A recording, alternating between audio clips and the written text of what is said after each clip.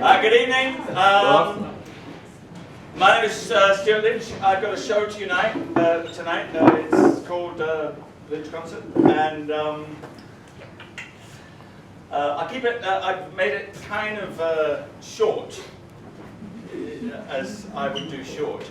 In that tonight, the show tonight will be a series of I think I'll give you 10 performances tonight. The whole concept, or how I've been working with Lynch Concert, has been that over the last 20 years or something, I've made short, small performances in different venues around the world or within different situations. And then when I make a Lynch concert, then I choose the kind of feeling that I think would be right and put a particular set of these performances together. And it's no sort of dogma rule, but the only thing is that there should always be a new performance in the show every night. So in that sense, it always renews itself. So at the moment, within the Lynch concert concept, there's maybe about 48 or 50 shows, which if I were to play them back to back would last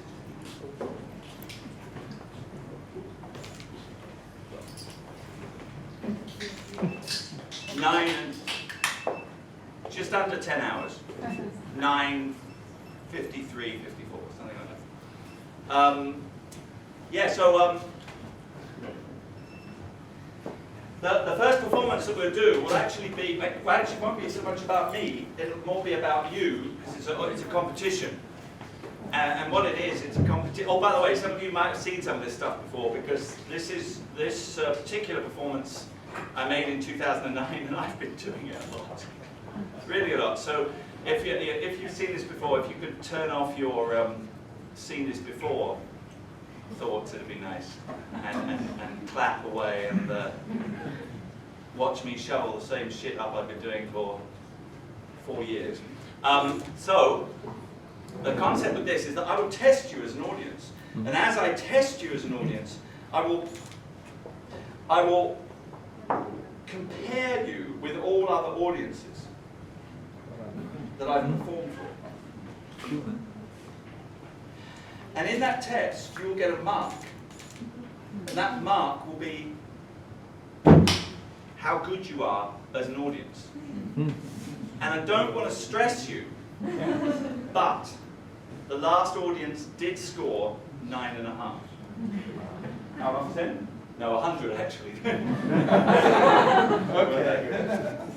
Got my line. So, in a moment we'll do audience competition. And I expect some great things from you on a Thursday night, okay? And I expect at least a 9 3/4 from you. I've been going around studying, smelling the ambience and the pheromones as far as I can see. I checked my astrology chart. Everything is in line for a 9 3/4. So please don't disappoint me. I am very well versed in audience participation on a scale of very, very nice to extreme cruelty. So I'm expecting 9 3/4, and if I do not get it, I will behave accordingly. Now, the next work from 2007 was a work I made with as a French philosopher who died some years ago. His name is Jean Baudrillard, and it was a work around the voice that I did on the basis of. We had a collaboration over 2 projects, and I was making some experimental voice work, and this is about the work I did with him, and you'll experience that in a moment. Sorrow and Prayer, 2009. It was just a work about sorrow and prayer. The classic from 1997. Now this I have done a lot. Originally, when I started performing, I was a performance artist in England and in Australia, and of course I had a note on hair. Of course, generally performance artists are bald, generally, but actually, apparently now the new trend, the new movement is for performance artists to have a kind of Roger Moore kind of look, which I am actually sporting tonight. So just take note. I've seen quite a few performance people recently with Roger Moore-like hair. And if you notice, the curator of this evening, Henrik Vestergaard, are you here, Henrik? Yes, I am. You notice his, in 2 or 3 months, I feel, we'll be able to stand together on stage as proper, real 2013 Roger Moore haircut style performance artists. I'll be there soon. Yeah, good. So, yeah, I'll do the Buto demonstration. I've done this quite a lot for you. I'll just give you a little background on it. I was studying in Japan with a Buto dancer called Min Tanaka. I studied for quite a long time with him. He does not like this performance that I do. Definitely not, because apparently I'm selling secrets to you all. So, what I would like to do is to suggest to you that perhaps one of the parts of the Buto demonstration is, in fact, a secret of Buto that you will all experience tonight. Yeah, let that sink in for a little bit. So you will get a certain aspect of Buto tonight when I perform my Buto demonstration. That's performance number 4. Number 5 is from 2005, and it's Krishna. It's actually my personal favorite. That's my personal favorite. I was recently at a performance festival in South India in January, where I could not perform this. I tried to perform it, but there was almost, didn't quite happen, a riot on the basis of this. So I did it on the basis of, what was it, Catholics and Muslims. And that seemed to go down very well. So, but tonight for you in Copenhagen, I will do the full Krishna. And actually, Krishna is something that you can do for quite a long time, and it is durational in nature. And if you would like to join in, you can.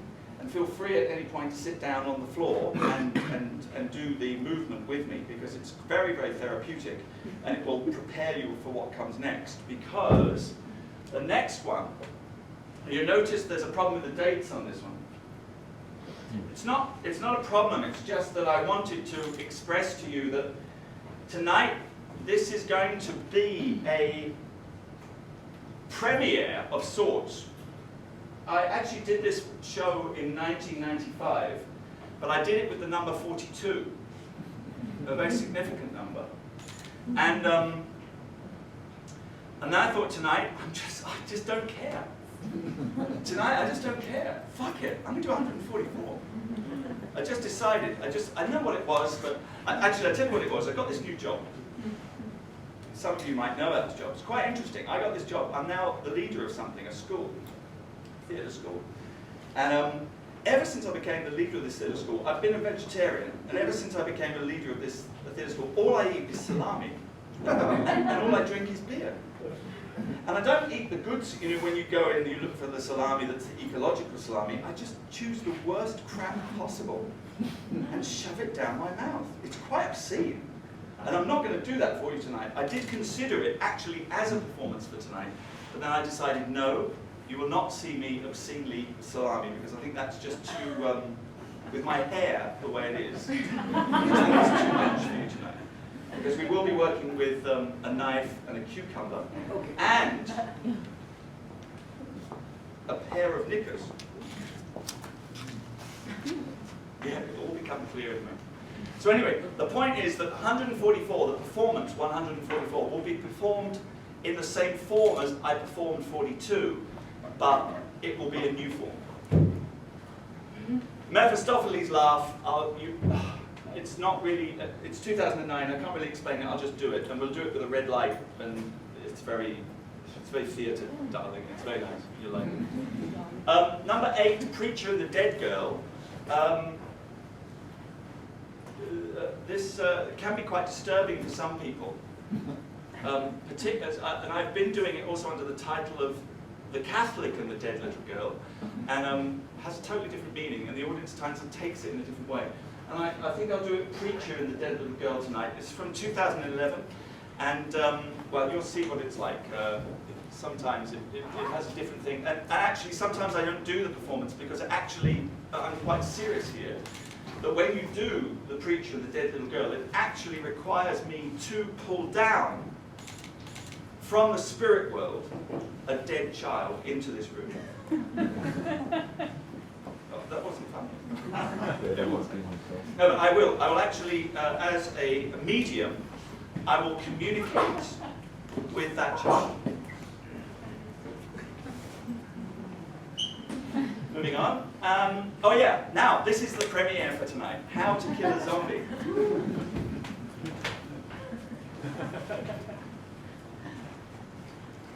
Brought this hammer with me to demonstrate. I decided, as you know, there's a great in the contemporary psychological writings. There's quite a lot written about the fascination that society has at the moment with vampires and zombies, and the increased building of malls, interior spaces, with the idea or the projection that it's actually a conditioning for the human race to get used to the fact that we are completely fucking planted up, and we will be living in domes, which brings me to the political statement of this evening, which you need to look at, and you need to read the next statement, because this is what this show is all about. All about is the next show, which is the last performance of the evening, where I will, firstly, in performance number 8, I have brought a living ghost into this room, but in performance number 9, I will personify and recreate, and literally, by wearing this white suit of Presley, bring Elvis Presley into the room, take him into my body, and then project him onto you all to such an extent that you will feel the presence of the king, and you will forget how to kill a zombie. Even though the education I will give you in the zombie killing category is so incredibly advanced and amazing, but the embodiment. You see, if you're an Elvis Presley, I've always wanted to be an Elvis Presley impersonator. Ever since I was this high, I've just always wanted to be a Presley impersonator. And there's one thing I could say here: don't let anybody, none of you, don't let anybody ever tell you you cannot be who it is you want to be. When I was a little boy at school, I would have to go up in front of class, and we would say, "What do you want to be when you grow up?" And little Johnny would go up in front of me, and he'd say, "I want to be a fireman. I want to be a fireman." And the next one would go up and say, "I want to be a spaceman." And the next one would go up and say, "I want to be a nurse." The next one would go up and say something else. And I go up and say, I want to be an Elvis Presley impersonator. I was only 6. I was 6, living in South London. When I was 6 years old, I learned to speak with a Texan accent so I could be an Elvis Presley impersonator. So when I was 6, and the teacher in South London said to me, "What do you want to be when you grow up, son?" I said, "I want to be an Elvis Presley impersonator." My voice was a little higher, but the point about Elvis Presley is that he allows us to be free. He allows us to live our dreams. Because number 10 is Elvis sings, strips, and cuts up a cucumber whilst simultaneously critiquing patriarchal global domination and its destructive force on the planet Earth. And I made this show in 1998, and it's a political statement. And I'll need to explain it to you a little bit, because what will have happened is I will have performed as Presley in front of you, and then I will take the clothes of Presley off and reveal my naked form to you, because after all, it is a performance art festival. So I mean, Roger Moore hair, naked,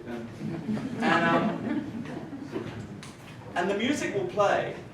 And what I will do is I will take these objects that are now on the stage. One of them is a knife. The other is a cucumber. And I will perform a ritual I've performed many times, which involves the cucumber. What will happen is the cucumber and the knife will be on the floor. Oh, I forgot to mention, I'm not exactly naked. I will actually be wearing, I'll actually be wearing this. No, wait, I ripped it off, don't worry. This newspaper from today around here with some very sporty gentlemen on the front. The music will be playing. I will rip this off with my bare hands, with my and I will almost reveal my manhood, but not quite. Not quite, because it is a tease. It's a strip tease. I mean, it says strip, but it's actually a strip tease.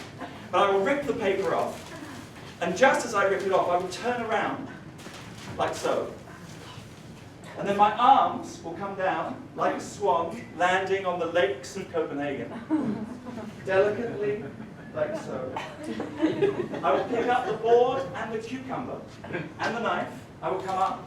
The music will be rising in a crescendo-like manner at this point. And I will turn. You will see the cucumber across my manhood. And then I will proceed to cut the cucumber. Now, of course, relating to this text, this is of course a metaphor for the planet Earth. This represents the arrogance of the male penis, cutting its way through our ecology and our economy. Once the cucumber is cut completely, it will lie dead and cut and thrown out on the floor. And I will then take the knife up and I will bury it into the knife here. Into the board here. This, again, is another masturbatorial metaphor of man's inhumanity to man whilst masturbating on planet Earth. So ultimately, actually, the show tonight is in fact a feminist show, which I hope you will enjoy. Could I just take the round circle up? Just...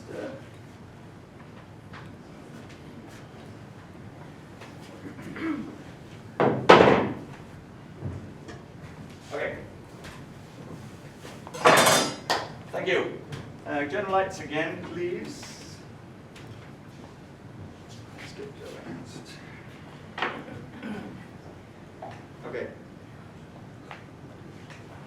So, audience competition. Are you ready for the audience competition? Yes. Yeah. No, you're not. That's pathetic. It's completely pathetic. What I'm going to do is I'm going to come out from behind the Elvis Presley costume, and I will come out and come here, like so, in the red light, like so, and you will welcome me onto stage in a manner to which I am accustomed, quite frankly. All right, are you ready for that? Okay. Especially everyone in the corners. We'll give it a go. Okay. Just to make it very easy on you, you know I'm going to come out because just before I come out, I'll say, I'm coming out now. I don't want to stress you. I mean, audience participation can be quite, frankly, quite stressful for quite a lot of people, and I never, and I mean never, behave in an untoward manner towards you as an audience. So, if you're ready, Yeah. that's better. Okay, here we go. And it's not meant to happen. That definitely was not planned. Okay, this can go. Right, I'll hold this here. And I'll come out. Are you ready? Are you ready? Yeah. I'm coming out now. Yep.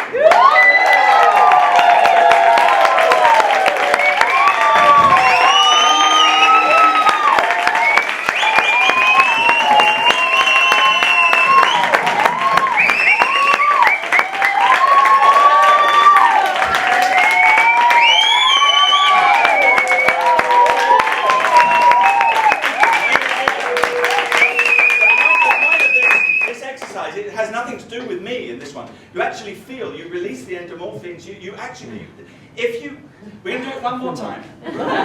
Now, this is from a coaching perspective, I'm going to now tell you this. Some of you will be in a group where you're saying, it's fantastic, I love it! Some of you are clear, that's clear, and that's fine to be in that group. It's a good group to be in. It releases the happy hormones. Yes. And there's another group of you that will just be completely here. Fuck you. I'm not going to do it.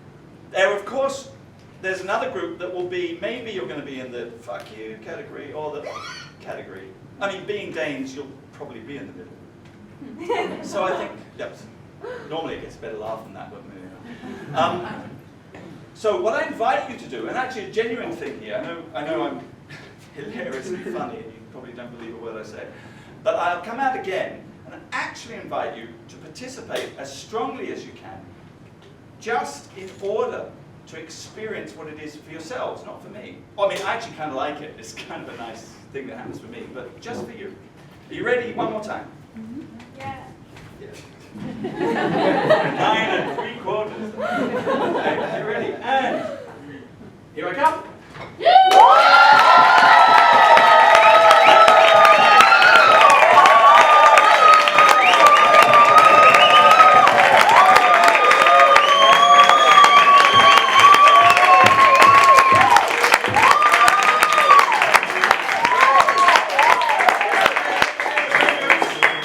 Yes, okay, 9 3/4. Now give yourselves a clap.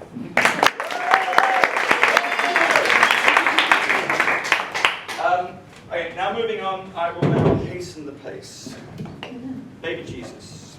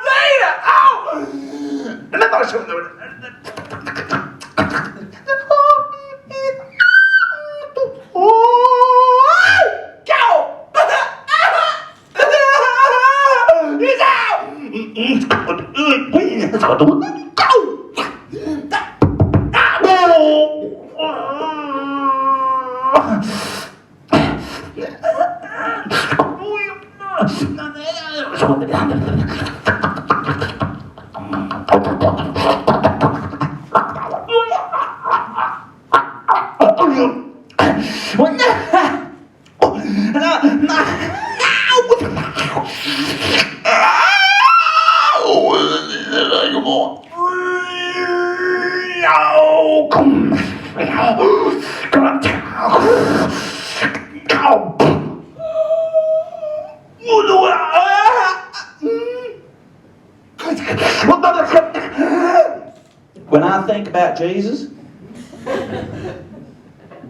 I think about Jesus, I simply cannot think about Jesus as a fully grown man.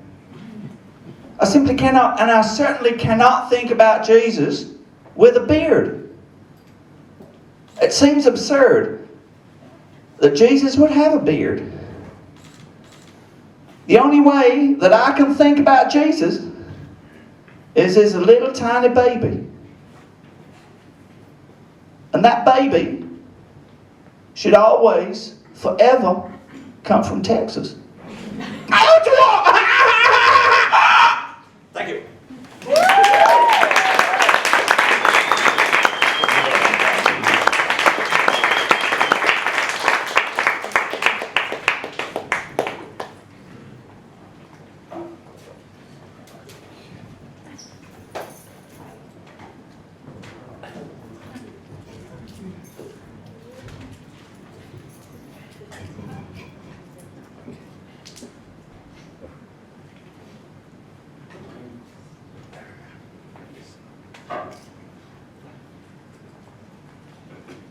Sorry, I'm prep.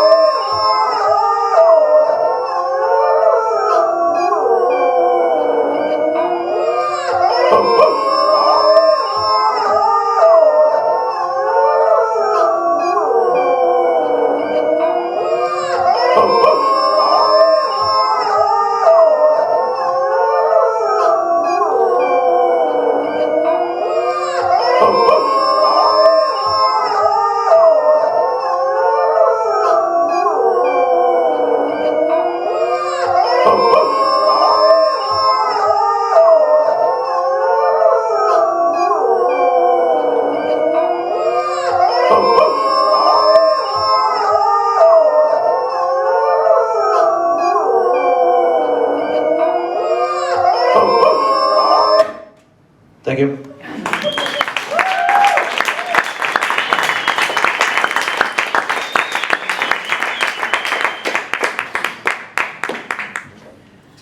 moving.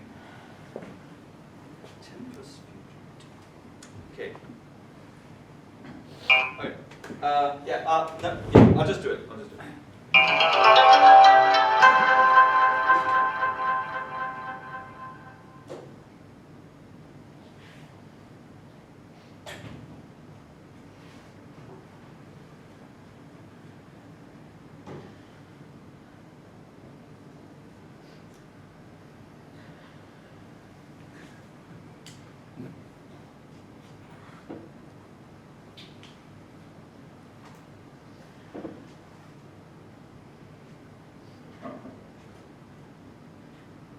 That's 1 millimeter per second.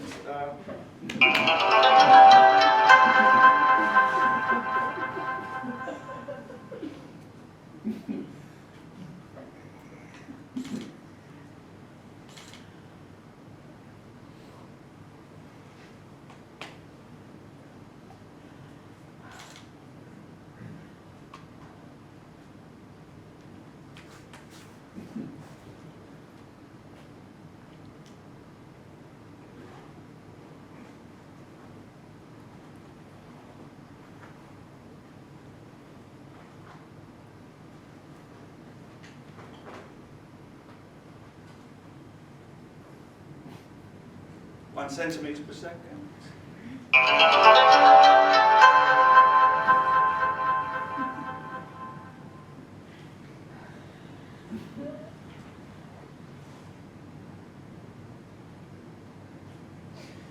This is total body speed, by the way. It's not just the arms, it's not just the total body speed, 10 centimeters. And what I'm going to do for you now is mix them all up. I don't have that in here, but I'll do it. That's 1 millimeter, 1 centimeter, and 10 centimeters. So I'll mix them. Go.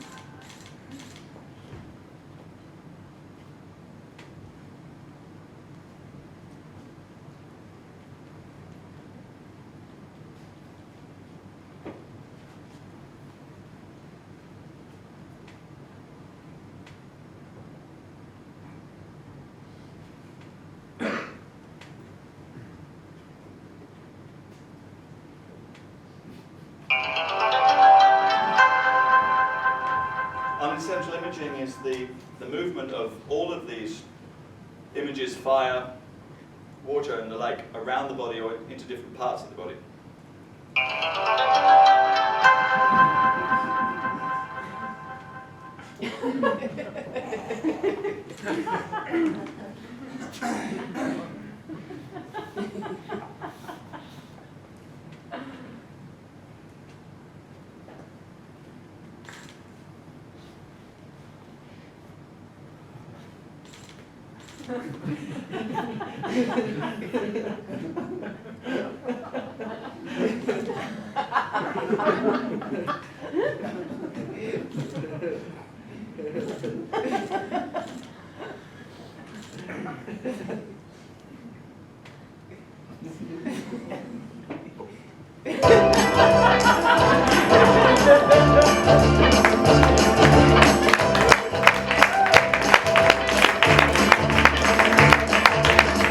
It's not unusual to be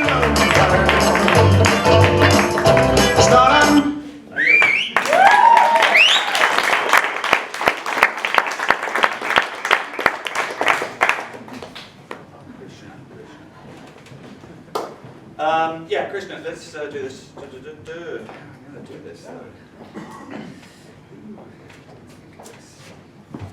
Okay. Yeah.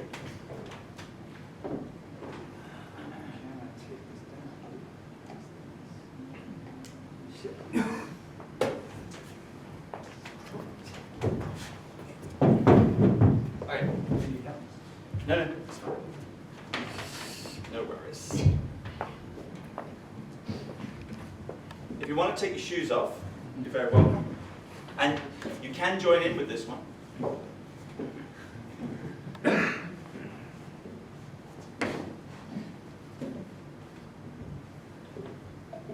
And it's the sound I'll make doing this performance is extremely therapeutic from me saying it to you, but if you want to do it as well, you're very welcome.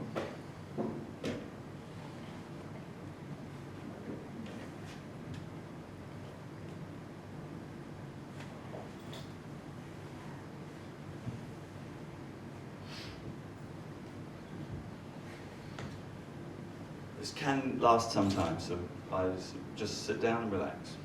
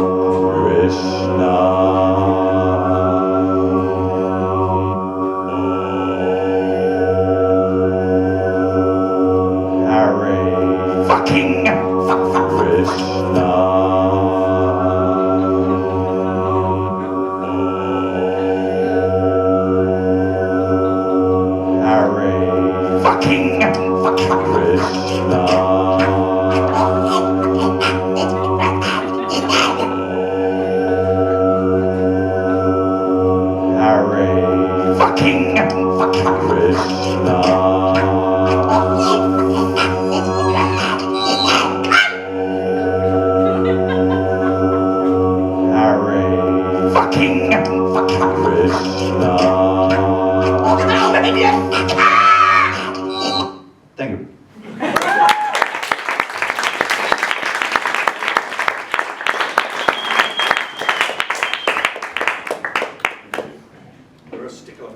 next one. Oh, 142. All right, 142, performance 142. Could somebody just, is that door open at the back? Oh, it's not locked, is it? No. No, okay, good. I will now perform, I will now say the word, 144. I will say the word 144 times, as aggressively and angrily as I possibly can. 144, 144, 144, 144.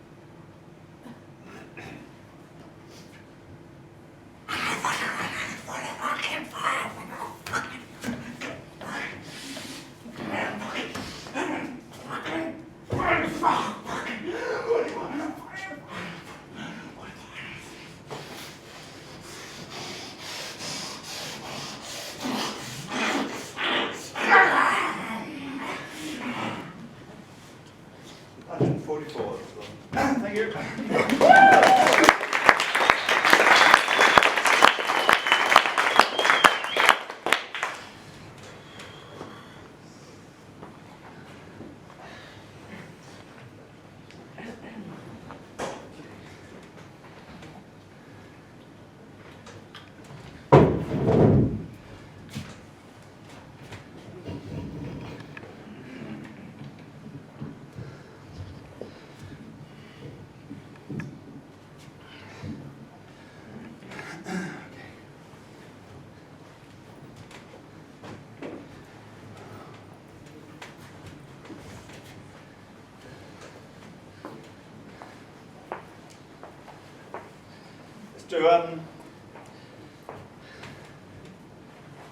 Let's do a special effect. Just the red.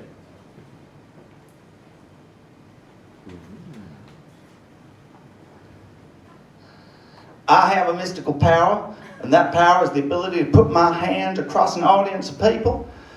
And in every single case, as you come here, as you stand over there, as you sit up there, I have this power, and it is the power to read your minds.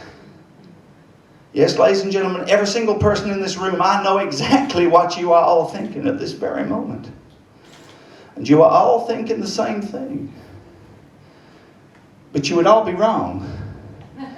Because I am not the devil. I am in fact Mephistopheles, the devil's messenger.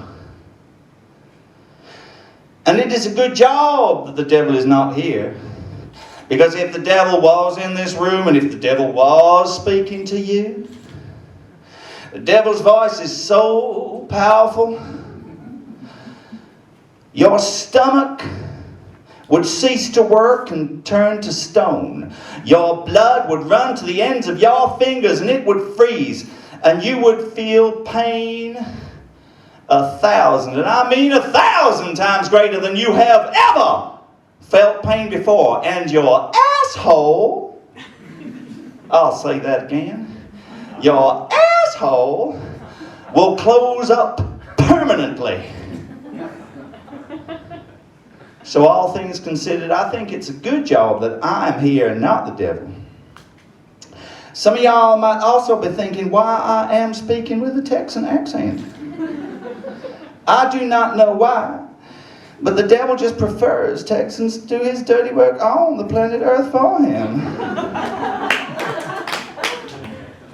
Now, you might have some funny ideas about the devil, but I'm here to tell you that the devil is not so bad. The devil has one goal, and that goal is very simple. It is to test you. It is to give you the existential choice of living or dying, of being, of doing, of not doing. All the devil does is sow the seeds of doubt in your minds. In your mind, in your mind, in your mind. When you have that thought you want to do something, but you don't do it because you procrastinate, the devil is there. That's all the devil does. In fact, I believe that the devil does you a great service. I believe the devil brings to you the existential beauty, the exquisite joy of having to make a choice. The devil is the one that provides you with that desire to know thyself. It is, as the great English bard once said, it is to be or not to be. That is the joke.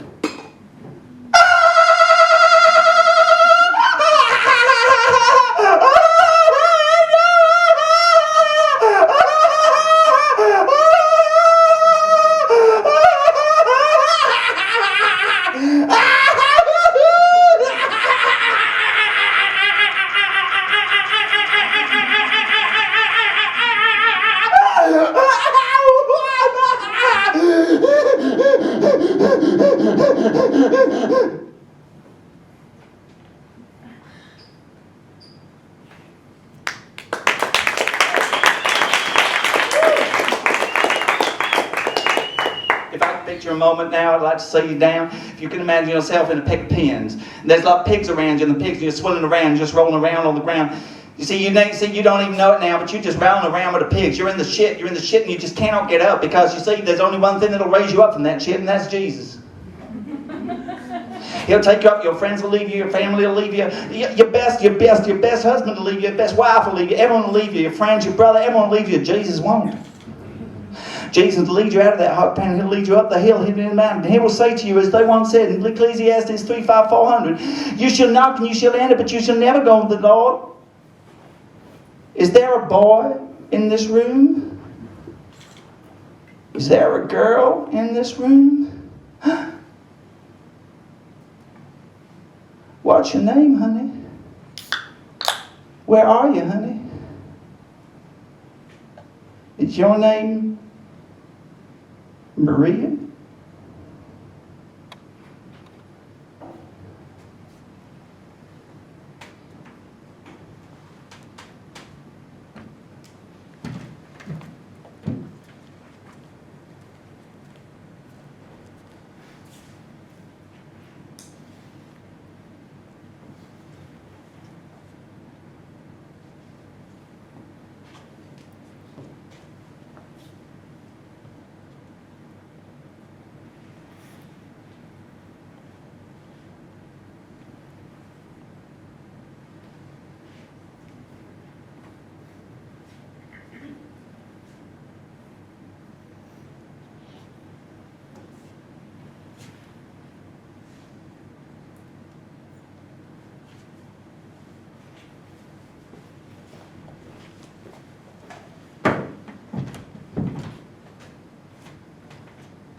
I think some of you felt her presence.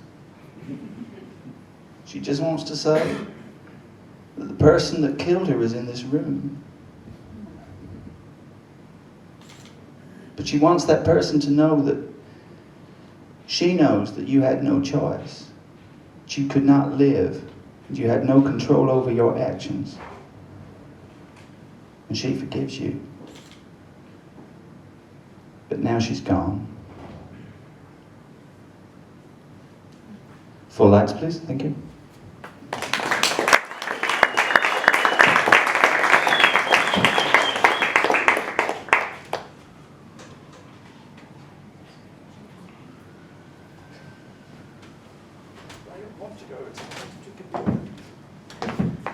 Okay.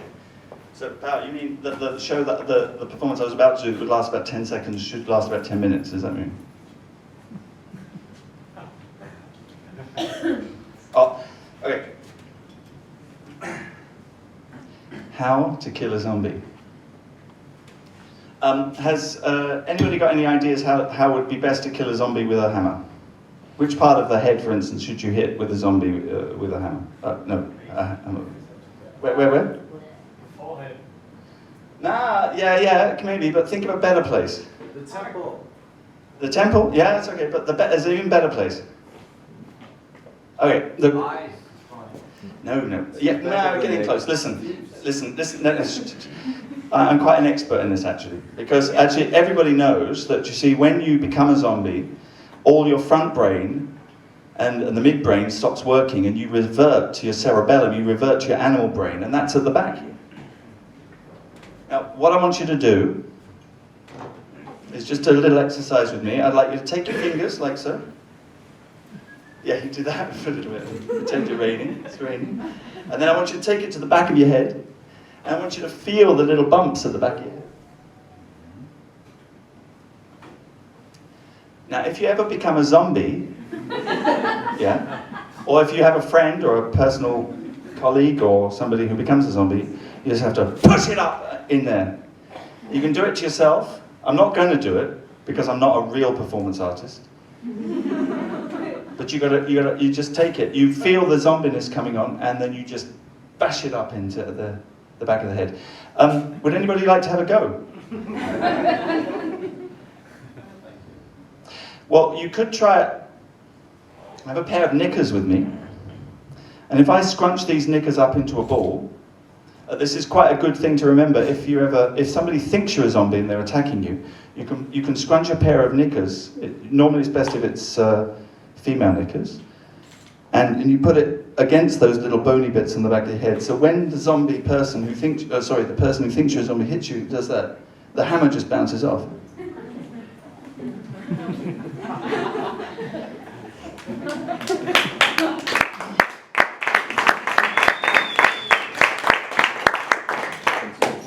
Okay. Hey. I do now actually need, for the show, I now take my clothes off and put the Elvis Presley on, so just wait a second. But I have this pair of knickers. It was traditional for Elvis Presley to have women throw knickers at him when he was on stage. And when I perform Presley, I'd like somebody to do that for me. So, but okay, you don't have to take off your knickers. If you want to, it's fine, because it's Denmark and Scandinavia, and we understand that knickers are not necessarily a thing to be ashamed of. But you can also use this pair of knickers. Now, what will happen is during the song, I will come down into this position at one point. And then the person who has the knickers should throw the knickers at me. Now, you can throw the knickers thus, or with these particular knickers, which are very good, you can also ping the knickers.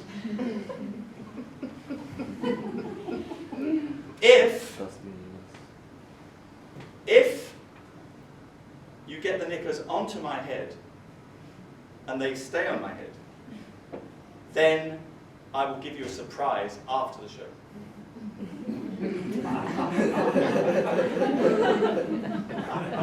But only if you get the knickers on my head. And what happened the last time I did this, somebody actually came on stage and put them on my head. You're not allowed to do that anymore. Well, because it turned into a bit of a problem, actually. So you're not allowed to do that. You have to. It's the sport. It's the sport. So have I got a volunteer who would like to try to throw the knickers? I mean, the people on the stairs, you can have a go, but I wouldn't recommend it just because unless you're very good, or you could put a rock in it, and then you'd actually be able to get it something. But that wouldn't be very nice for me or the equipment. So who would like to throw the knickers at me? Come on, you were a 9 3/4 audience. There's one down. Oh, yep, Lena. Yep. No, I've never met this woman before in my life. Sorry, so it was nothing personal. Okay, so we just do a dry run through. If you can imagine me clad in the Elvis costume, then at some point during the song. Now, here's the interesting part. This is how to keep the audience on your feet. You know, dodging and diving. She doesn't know, well actually she does, but anyway, she doesn't know when, during the song, I will go down into this position, right? So she has to remain on the edge, the performative edge, as an audience member, as to when something's going to happen. This is the ideal state that you wish the audience to be in. So what I request of you, what I invite you to do, and again, some of you will be like this, and some of you will be like, and some of you will be in between. I invite you all to have your own imaginary pair of knickers in your hand. And when I am on that floor, in this position, I invite you to throw them.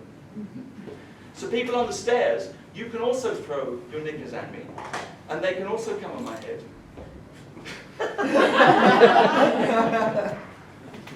It's another show.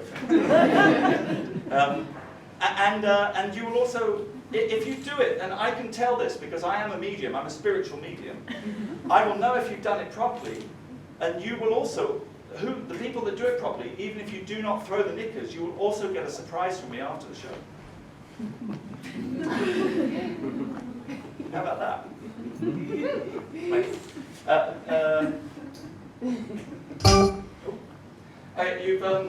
You've understood the concept, what I'm going to do, yeah? With the paper and things.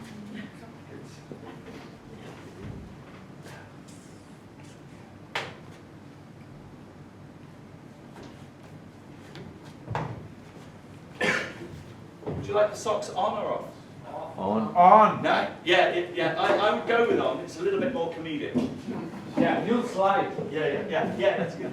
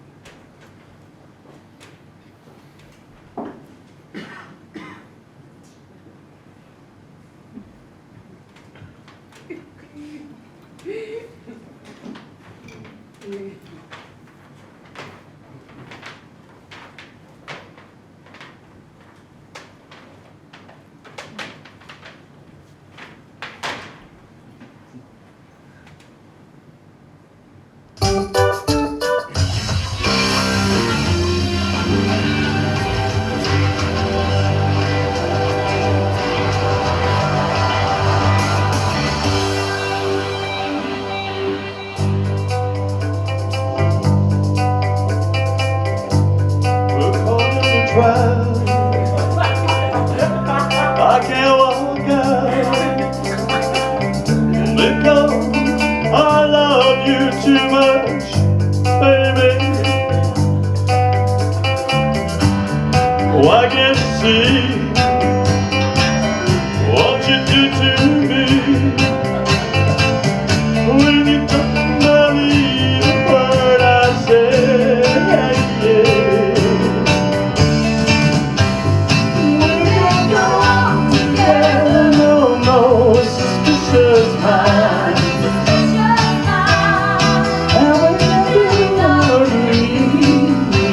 Suspicious mind. And if we're no friend I know,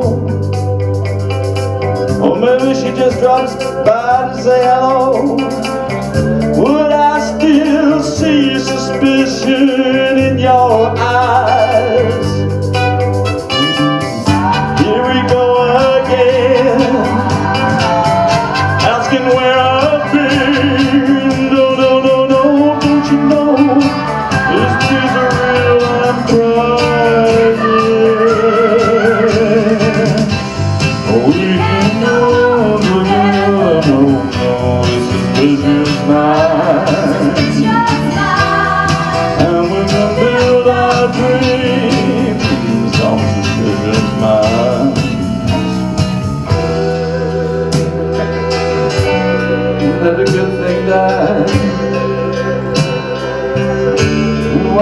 last tear from your eye,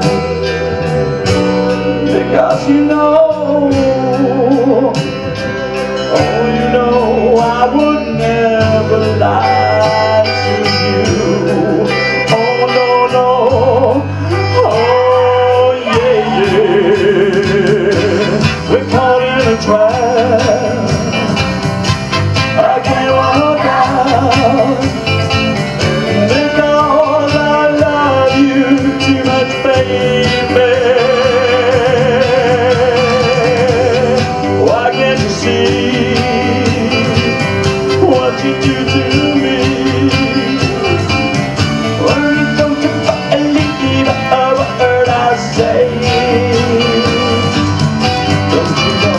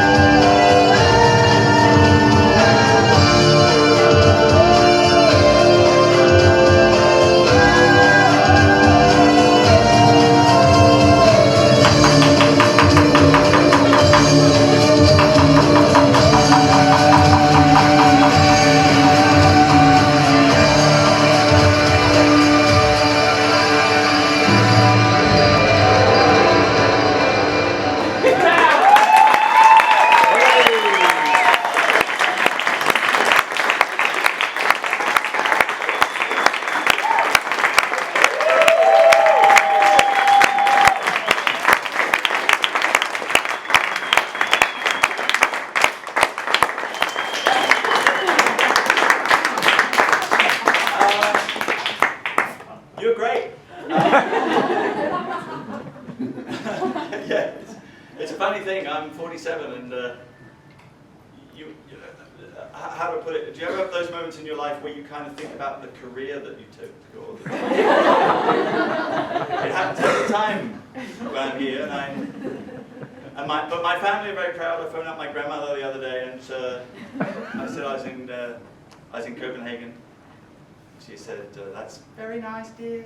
And I asked her, she said, "What are you doing?" So I'm doing the performance I do. She said, "Oh, you're taking off your clothes and cutting a cucumber on a board in front of a room full of complete strangers again?" Yes, Granny. "Oh, it makes my bosom so warm with pride to know her only grandson is out there taking his clothes off in front of a room full of strangers and cutting a cucumber across his penis, a metaphor to patriarchal dominance on the planet Earth. Makes a grandmother proud."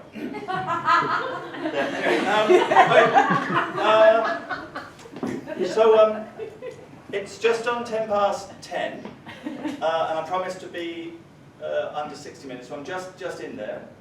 I did take a little extra time. Thank you, pal, for that. It was very well appreciated. And which you got a much longer premiere of the zombie show. But thank you very much for coming. Thank you, Henrik, and thank you, pumpehuset. Thank you, my excellent